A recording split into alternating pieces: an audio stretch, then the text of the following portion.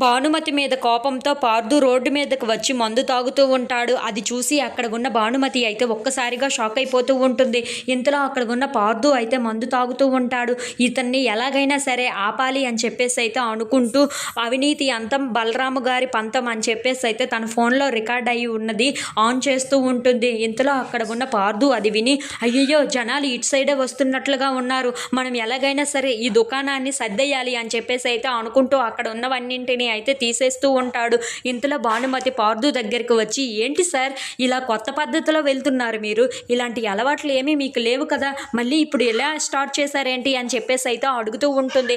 ఆ మాటలు వినగానే అక్కడ ఉన్న పార్దు అయితే, అవన్నీ నీకు అనవసరం, నువ్వు ఇక్కడి నుండి వెళ్ళు అని చెప్పేసి అయితే అంటూ మాట్లాడుతూ ఉంటాడు.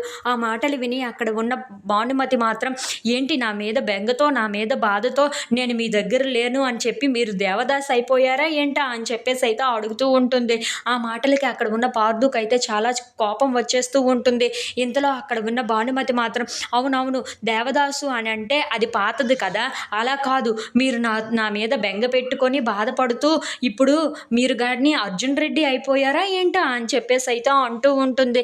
ఆ మాటలకి అక్కడ ఉన్న పార్దుకు అయితే చాలా కోపం వచ్చేసి భానుమతి దగ్గరికి వస్తూ ఉంటాడు. ఏంటే నువ్వు ఎక్కువ మాట్లాడుతున్నావు, ఎక్స్ట్రాలు మాట్లాడుతున్నావు అని చెప్పేసి అయితే అనుకుంటూ అక్కడ ఉన్న భానుమతిని కొట్టబోతూ ఉంటాడు.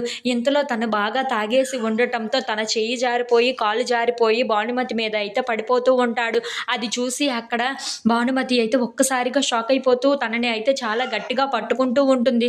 చూసారా మీకు ఎంత ఎక్కువైపోయిందో అని చెప్పేసి అయితే అనుకుంటూ పార్దుని అలా గట్టిగా పట్టుకుంటూ అయితే తీసుకొని ఇంటికి వెళ్తూ ఉంటుంది. If you like this video please subscribe.